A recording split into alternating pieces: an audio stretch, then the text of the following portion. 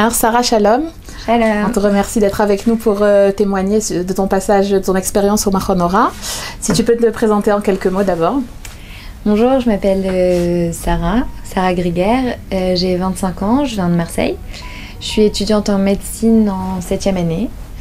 Et du coup, j'ai décidé après ces longues études, j'ai décidé de faire une pause dans mon cursus pour venir m'enrichir personnellement au Machon Ora et décider des suites de mon avenir.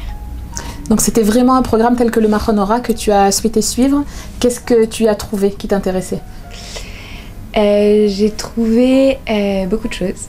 Initialement, en fait, mon objectif, c'était donc de m'arrêter un petit peu, de prendre plus de temps pour approfondir mes connaissances dans la Torah. Lui, c'était vraiment, j'avais une envie d'approfondir des connaissances, vraiment que des connaissances. Et au Machon Ora, j'ai trouvé plus que de simples connaissances, j'ai trouvé une manière et une façon d'envisager la vie et le judaïsme que je connaissais pas forcément d'ailleurs. Et ça m'a énormément apporté puisque ça m'a permis de déjà faire résonner, de rencontrer beaucoup d'autres gens qui avaient aussi ces mêmes aspirations, qui sont de faire de sa vie quelque chose de grand et d'utile pour notamment pour le peuple d'Israël. Et ça, je trouvais ça très intéressant. Et c'est une Torah grande et très ouverte sur le monde que l'on retrouve au Machon Ora.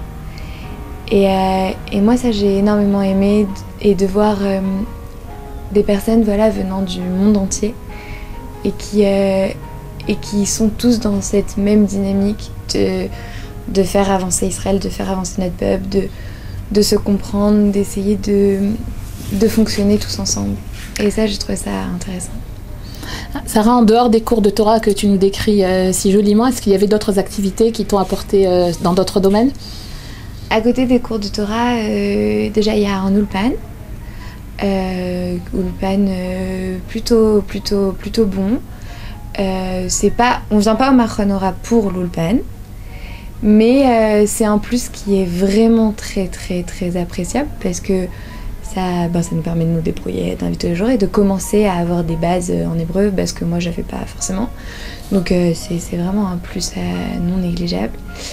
Ensuite, à côté des cours, il y a beaucoup d'activités de tiolim qui permettent de partir vraiment à la découverte du pays, avec des guides qui ont souvent une expérience eux-mêmes du pays et expérience qu'ils désirent nous faire partager et qui est très intéressante.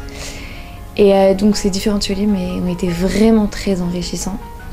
Et ça nous permet de, en fait, quelque part, et ça c'était vraiment le plus, de relier ce qu'on apprend dans les cours et ce qu'on voit toute la journée à un vécu, à un terrain, à une terre, et de pouvoir voir la théorie et directement aller au contact de la terre d'Israël et de voir que tout ce qu'on apprend, ça a aussi eu lieu ici et qu'il y a des choses qui se sont passées ici et qu'on peut continuer ça nous aussi en foulant cette terre. C'est assez intéressant.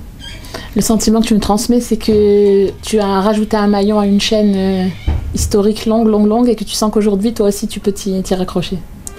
Oui, c'est vraiment se retrouver dans ce collectif. Et c'est agréable parce que on peut prendre cette voie d'être un croyant solitaire, comme certains grands ont écrit là-dessus, et où se dire que après tout, peut-être qu'on aura beaucoup plus de force tous ensemble.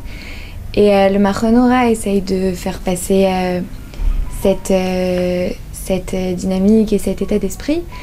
Et moi, j'ai trouvé ça enrichissant et intéressant de voir qu'il y a aussi cette façon d'aborder le judaïsme et la vie, quoi.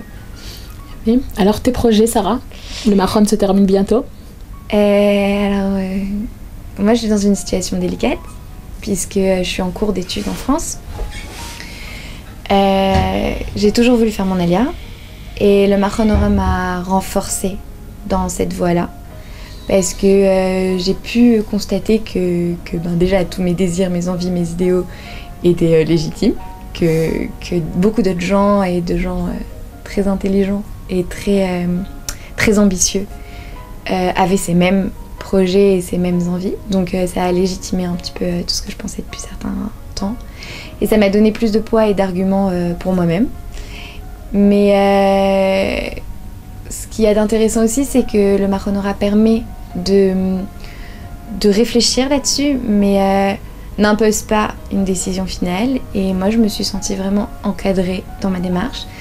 Et je pense rentrer en France pour finir sur mes études et pour arriver encore plus forte au moment de mon alia et de pouvoir mener vraiment, arriver avec une valeur ajoutée pour Israël et peut-être, pourquoi pas, ouvrir ici un centre médical. Donc voilà. Eh ben écoute, Be'atzlacha Rabba pour tous tes projets. Merci. Et quand et toujours la maison, ce sera le Marronora ta famille. Merci beaucoup. Be'atzlacha. Bon courage pour votre décision. Merci Sarah.